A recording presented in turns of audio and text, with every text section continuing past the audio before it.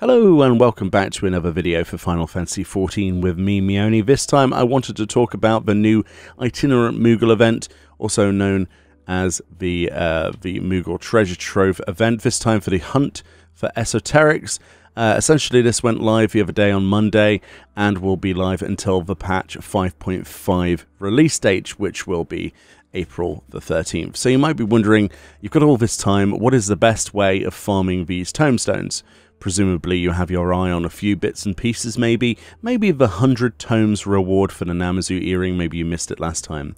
So obviously your best bet is probably to do something that's spammable, that you can do over and over again. If you did a pre-made run of Praetorium, for example, and had just a group of your friends and you skipped all of the cutscenes by disconnecting and reconnecting, that would probably be one of the fastest methods to do.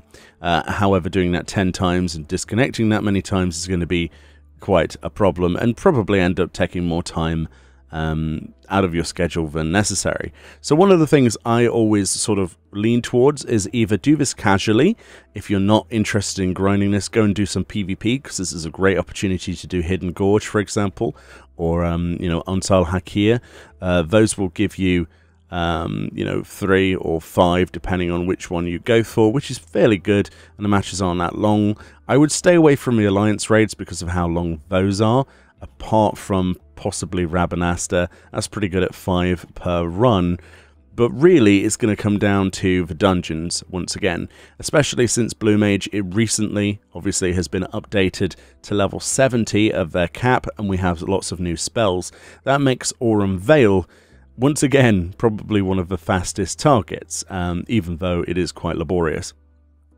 So we went into Aurum Vale today, and this is the footage. I thought I'd share this with you and we'll go through this. But basically it's just the equivalent of pulling mobs all the way up to the first boss and vaporizing them as fast as possible. So the way we did this is we had a tank and we had a healer. Unfortunately, the other two players didn't have Blue Mage unlocked. It was only me and Fran here who had Blue Mage with the correct spells. But we're going to use Ram's Voice to freeze as many of these monsters. And you guessed it, we're going to use Ultra Vibration to instantly kill them, because you can instantly kill any frozen target that can be frozen.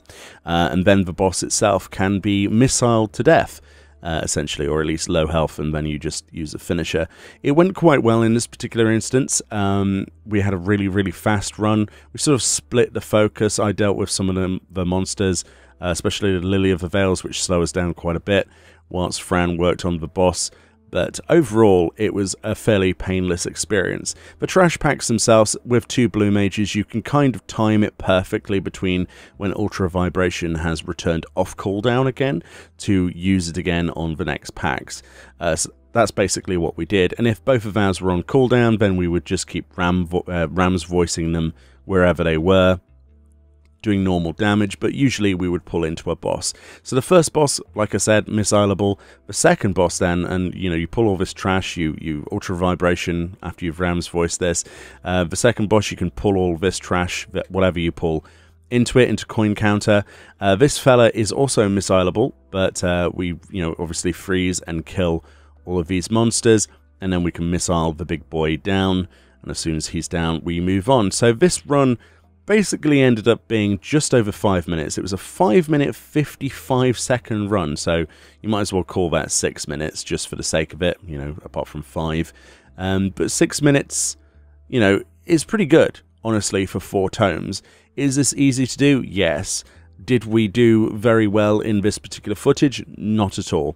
This can be refined even further by having 4 Blue Mages with the Ethereal Mimicry skill to have a tank and a healer for that regard, which also means that they can do extra DPS as well, because as you know, if you Ethereal Mimicry to a healer, not only is the healing good, but the DPS is good. It also means you'd be able to have more uses of Ultra Vibration with less of a downtime. So I believe that it's perfectly possible to get this run down to about 3 minutes, maybe closer to 4 minutes. But yeah, I think it's fairly respectable to just take 2 Blue Mages, a tank and a healer as usual, and go and do this. So yeah, I thought I'd share that with you. A 5-minute 6-minute run, let's call that, of Aurum Vale is considerably faster than it used to be. Obviously, when we were level 60, we didn't have these spells, and we had to deal with the trash fairly the same. But 4 tomestones for 6 minutes work.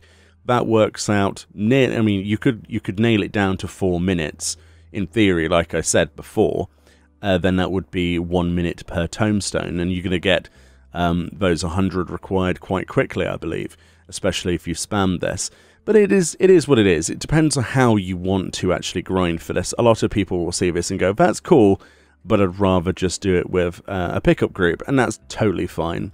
I would suggest then that you probably stay away from Praetorium, or a mixture of the few, right? You could probably do Praetorium once, and then do some other stuff, maybe some Ridorana Lighthouse or Auban Monastery, or maybe some PvP. I know a lot of people are using this as a great opportunity to rekindle the PvP queues, so this might be a great opportunity to kill 2 birds with 1 stone, maybe go for some mounts from PvP. Hidden Gorge is obviously going to be one that I would queue for, especially on Salhakir as well. But yeah, let me know what your chosen method is. I thought I'd share this with you, and happy hunting. It won't take you long at all, ultimately, and there are many other instances where you could make use of this as well. You have to remember now, since Blue Mage is level 70, technically you could do a Blue Mage run of Royal City of Rabanastre. I don't know how long that would take, but you get 5, so you've got to value how much an extra tome is, or Auban Monastery, I suppose. That's level 70 as well.